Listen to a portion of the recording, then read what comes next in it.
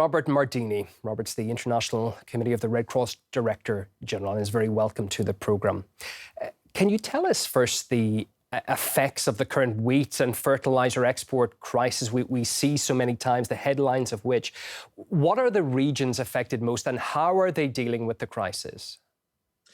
Well, tragically, hundreds of millions of people are at risk of severe hunger in the coming month. The World Food Programme estimates an additional 47 million people will be food insecure in 2022, bringing the total figure to 811 million people. In Africa alone, 346 million people are facing severe food insecurity. That's 1/4 of the continent's population who doesn't have enough food to eat. But it's bigger than Africa. If you take Syria, for example, that has been torn by a decade of conflict, and even before the escalation of the international armed conflict in Ukraine, 90% of Syrians lived below the poverty line. 2/3 were dependent on humanitarian aid, and 55% were already food insecure. In Afghanistan, you mentioned in your report the increase in wheat and oil prices, but it's also 91% increase of diesel prices. In Yemen, approximately 16 million people, representing 70% of Yemen's population, are experiencing crisis levels of acute food insecurity or above. So really the situation is hitting hard many places across the globe. And are you hopeful about developments from tomorrow's meeting in Turkey and grain exports might help, that might lessen the plight of people in those countries? Well, we need to keep hope at ICRC and the Red Cross, but I won't hide that I'm extremely concerned because we see different trends overlapping. First, the sharp increase in humanitarian needs, because the hardest hit places are places where you have the compounded effect of crisis. Decades of armed conflict, the effect of climate shocks and climate change, extreme weather events, drought, hitting the same communities, the socio-economic impact of a 2-year COVID-19 pandemic. And at the same time, in these countries, most of them are heavily dependent on grain coming from Russia and Ukraine. Most of them also are experiencing a very harsh economic situation where the purchasing power of people has gone down. And the price of programming for humanitarian organizations such as ours has sharply increased. And at the same time, there is a decline in donors' generosity for our global appeal.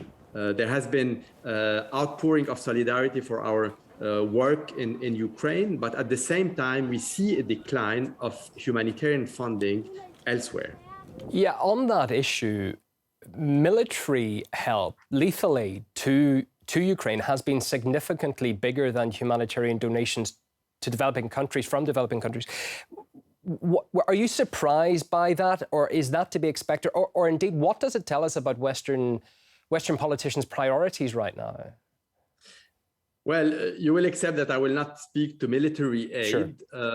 Because the role of ICRC is to ensure that human suffering does not happen despite armed conflict.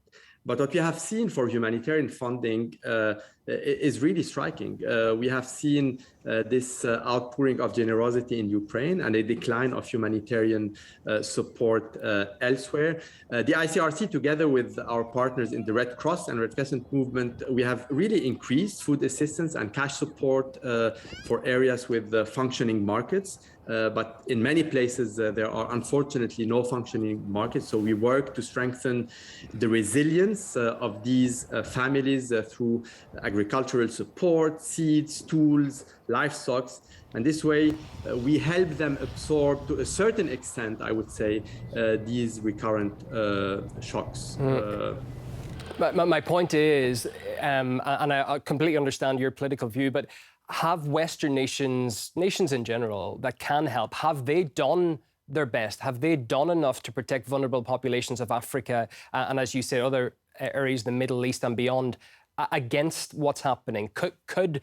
Could much more be done now? Could the influence of those politicians, should it be shining a spotlight elsewhere?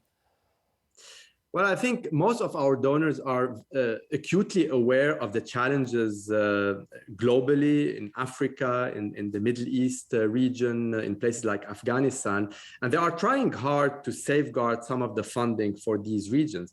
Fact of the matter is, the global economy is in such situation that it's hard. So absolutely, much more needs to be done.